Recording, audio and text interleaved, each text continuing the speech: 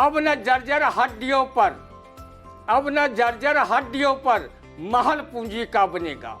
अब न उनका रक्त जलकर चिमनियों के मुंह उड़ेगा।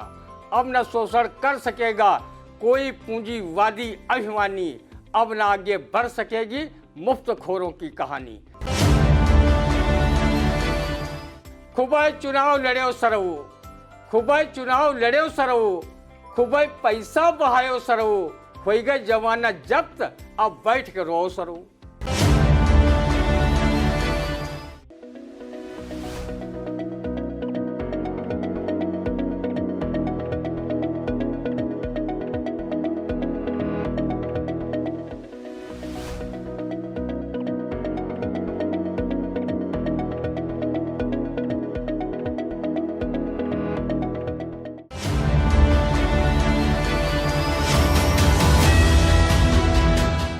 नमस्कार, स्वागत है आप सभी का आई इंडिया के खास कार्यक्रम रंदा में। खबरों पर रंदा चलाने के लिए आई इंडिया के स्टूडियो में मौजूद हैं वरिष्ठ पत्रकार, कवि एवं रंगकर्मी ज्ञान प्रकाश सिंह प्रतीक जी। तो प्रतीक जी, आपका बहुत बहुत स्वागत है आई इंडिया के स्टूडियो में। आज पहली खबर की शुरुआत करते हैं कि सीतापुर में मतदान के बाद पार्टी कार्यालय में सन्नाटा पसर गया है। क्या कहता है सन्नाटे पर, सुनते हैं रंदा।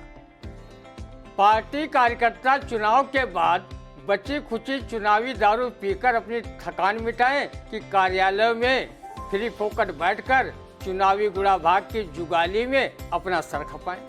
वो जानते हैं कि सीतापुर में मतदान के दिन मतदाताओं ने पोलिंग स्टेशनों को सन्नाटे के दिन दिखाए, तो पार्टी कार्यालयों में मतदान के बाद पसरे सन्नाटे को लेकर कौन सी राष्ट्रीय दुर्घटना हो गई जो पार्टी कार्यकर्ता चिंता करते घूमे। वो जानते हैं कि 13 मई को मतगणना है, तो वो अभी से पार्टी कार्यालय में जमघट लगाकर होत बुढ़ारे खांसी आवे, सवा सांस से मुंह फैलावे। अब इस कहावत को क्यों सिद्ध करें। अब पार्टी कार्यालयों पर चुनाव के दौरान वाले दिन भी नहीं है कि पार्टी प्रत्याशी उनकी मनुहार पूरी पुड़िया पहुँच प्रणाम से करें। गुजरा गवाह लौटा बाराती, चुनाव के बाद कार्यकर्ताओं मतदाताओं का कोई पुरसा हल नहीं होता। ऐसी स्थिति में कार्यालय पर कार्यकर्ता क्या करने आए। अनेक पार्टी कार्यकर्ता तो इस भय से भी नहीं आ रहे हैं कि उन्होंने विपक्षी पार्टियों के प्रत्याशियों से कथित रूप से नेग नछावर लेकर अपने ही पार्टी के प्रत्याशी से भितरघात किया है। कहीं उनकी कलई न खुल जाए और पार्टी कार्यालय में ही उन पर जूतम पैजार की नौबत न आ जाए, इसलिए वो बेचारे नहीं आ रहे होंगे।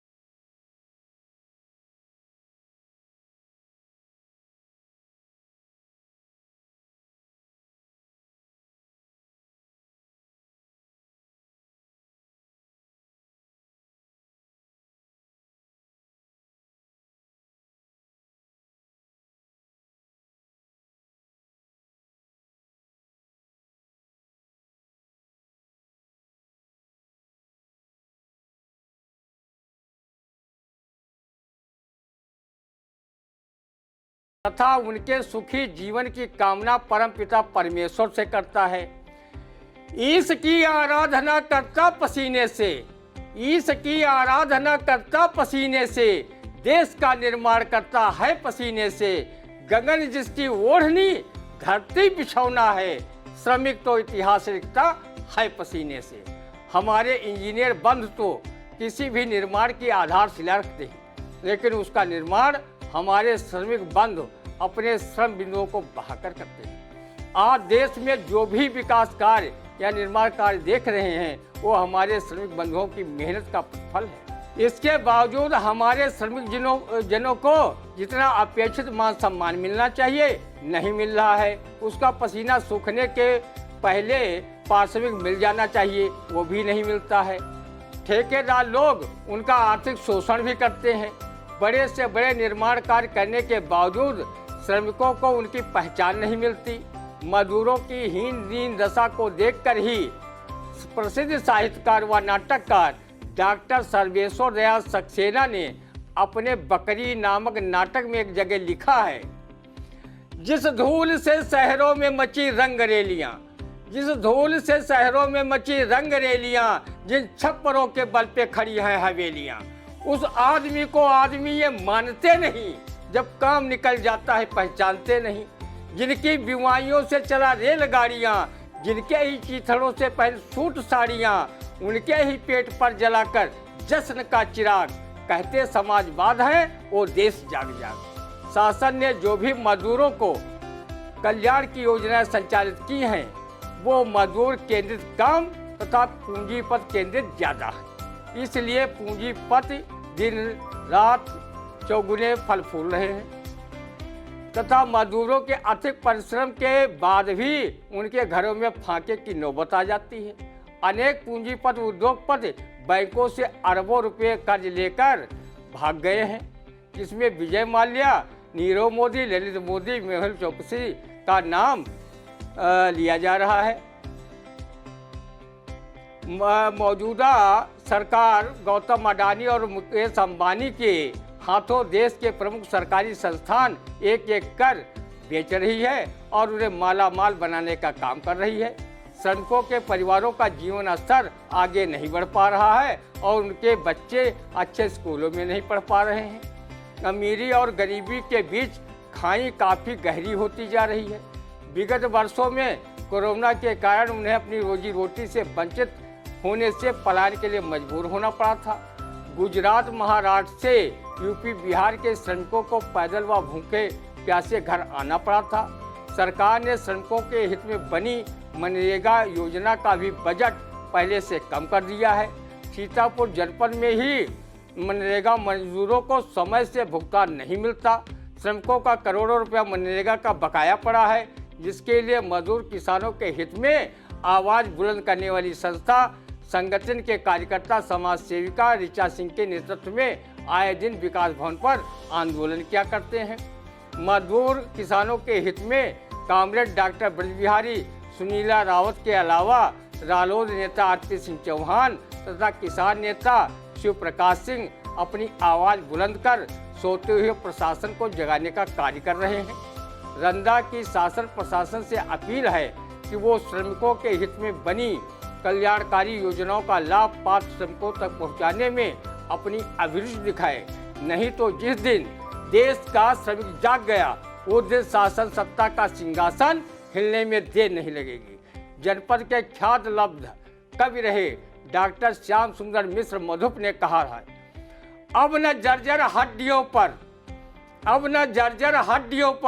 महल पूंजी का बनेगा, अब न उनका रक्त जलकर चिमनियों के मुंह उड़ेगा, अब न शोषण कर सकेगा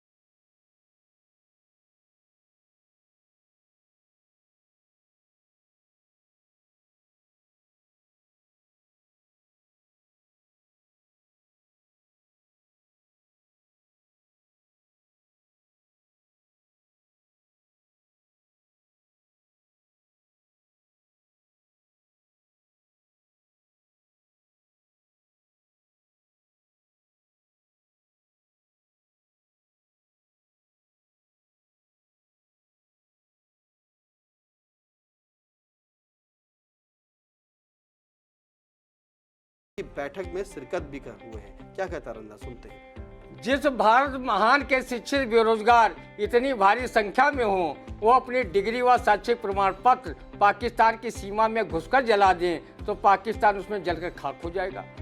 उस देश के प्रायोजित आतंकवाद से हमारे भारतीय सेना के जाबाज जवान व अधिकारी शहीद किए जा रहे हैं और हम ताकतवर होने के बावजूद उनके आतंकी ढांचे को नष्ट नहीं कर पा रहे हैं। बहुत ही दुखद बात है। अभी चंद दिन पूर्व सेना के वाहन पर ग्रेनेड हमले में कई सैनिक शहीद हो गए थे। अब आईईडी विस्फोट में 5 जवान शहीद हो गए। हमारे देश के 56 इंची सीना दिखाने वाले प्रधानमंत्री नरेंद्र मोदी पाकिस्तान को अपनी लाल आंखें भी नहीं दिखा पा रहे हैं। उल्टे पाकिस्तान का विदेश मंत्री बिलावल भुट्टो जरदारी भारत की सरजमी पर कश्मीरी राग आलाप कर जली कटी सुना रहा है और हमारे देश के जिम्मेदार नेता उसको सुन भी रहे हैं। लानत है इसी राजनीति पर। अगर हमारे पीएम नरेंद्र मोदी और रक्षा मंत्री राजनाथ सिंह डांट डपट कर पाकिस्तान को चेतावनी भरे शब्दों में शब्द कह दे तो उसकी सिट्टी बिट्टी गुम हो जाएगी। भुखमरी की कगार पर खड़ा पाकिस्तान आज इतने विशाल व महान लोकतांत्रिक भारत को बंदर घुड़की आतंकवाद के जरिए दिखा रहा है। ये तो उसी भाषा में जवाब देकर उसका मान मर्दन करना चाहिए जिस भाषा में जवाब 1965 में तत्कालीन पीएम लाल बहादुर शास्त्री ने तथा 1971 में तत्कालीन प्रधानमंत्री श्रीमती इंदिरा गांधी व भारतीय सेना ने दिया था। इंदिरा गांधी ने पाकिस्तान का नक्शा मिटाकर पूर्वी पाकिस्तान को बांग्लादेश बनवा दिया था और 93,000 पाक सैनिकों ने अपने हथियार छोड़कर आत्मसमर्पण कर दिया था। इतना बड़ा सैनिकों का आत्मसमर्पण दुनिया के किसी भी देश ने नहीं किया है। रंदा जैसे लोग भाजपा के पाकिस्तान प्रेम को भी नहीं भूले हैं। भाजपा के तत्कालीन राष्ट्रीय अध्यक्ष लाल कृष्ण आडवाणी पाकिस्तान जाकर पाकिस्तान के संस्थापक मोहम्मद अली जिन्ना के मजार पर आंसू टपकाए थे और उनके शान में खूब कसीदे भी गढ़े थे। भारत के तत्कालीन प्रधानमंत्री अटल बिहारी वाजपेयी लाहौर बस लेकर गए थे। बदले में देश को कारगिल युद्ध झेलना पड़ा था जिसमें शहादत देने वाला सीतापुर जनपद का लाल परमवीर चक्र विजेता अमर शहीद कैप्टन मनोज पांडे भी था। हमारे पीएम नरेंद्र मोदी जी तत्कालीन पाक प्रधानमंत्री नवाज शरीफ को न सिर्फ अपने शपथ ग्रहण समारोह में बुलाया था अपितु वो बिना प्रोटोकॉल के पाकिस्तान जाकर उनके जन्मदिन पर शामिल हुए थे।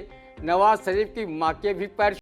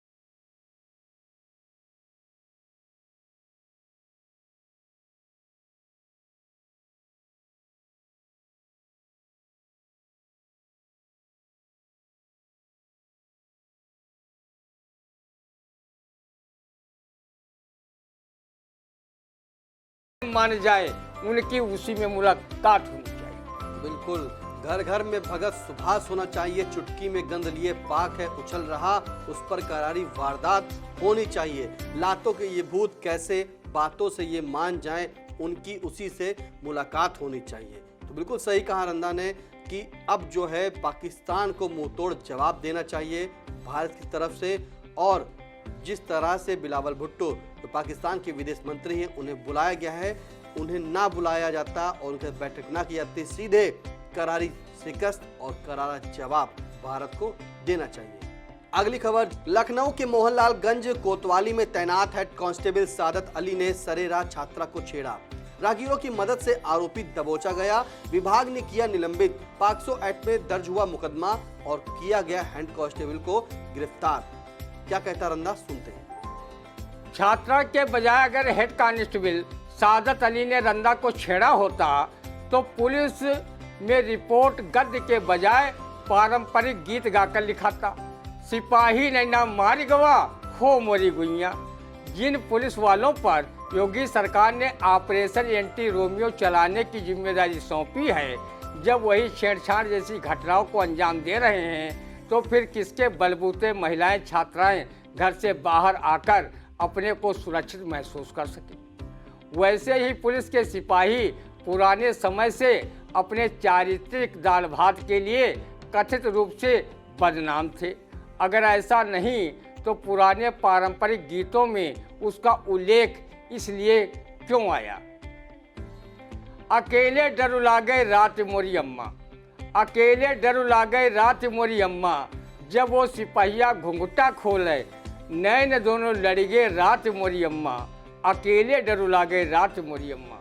जब वो सिपहिया घंघरा उठावे भरतपुर लुटगा रात मोरी अम्मा। अकेले डर लागे रात मोरी अम्मा।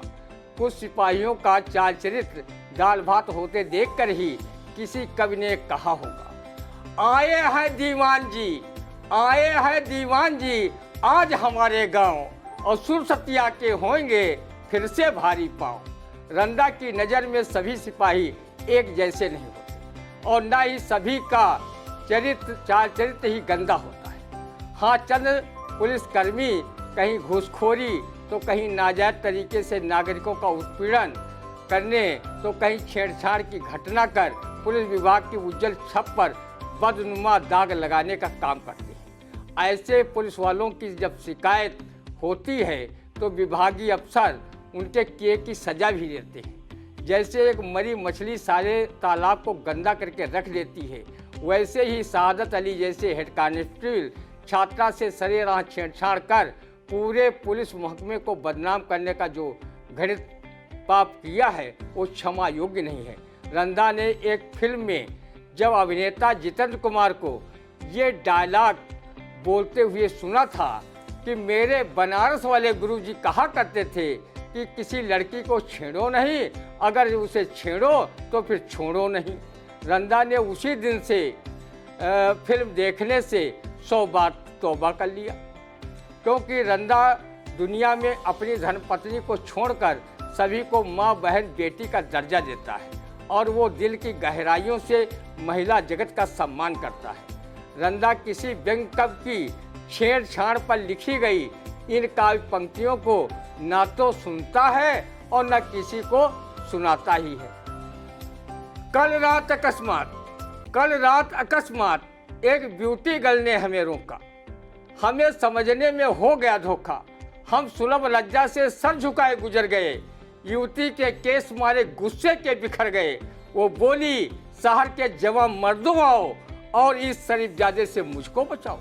मैं अलकों की शाम, ओठों पर बनारस की सुबह और चेहरे पर कश्मीर का पानी रखती हूँ। इस शरीफजादे ने मुझको नहीं छेड़ा, क्या मैं इसकी मां लगती हूँ? रंदा ने पुलिस के आला अधिकारियों से मांग की है कि सादत अली जैसे छिछोरी मानसिकता रखने वाले पुलिसकर्मियों की नौकरी छीनकर जेल में सड़ाना चाहिए और उनके विरुद्ध पैरवी कराकर न्यायालय से कठोर दंड दिलाना चाहिए, ताकि जिम्मेदार पद पर बैठकर रक्षक भक्षक की भूमिका न निभा सके। हमारे सीतापुर जिले में बहुत ही चरित्रवान सिपाही हैं।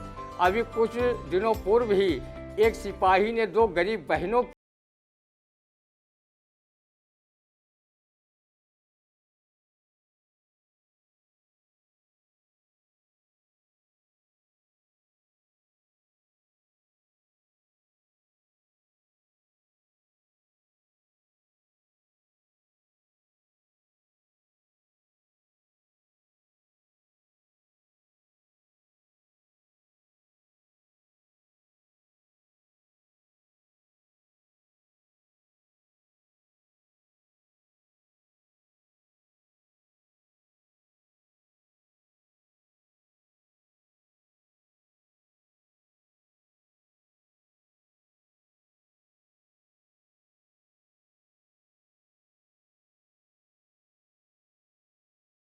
नमस्कार।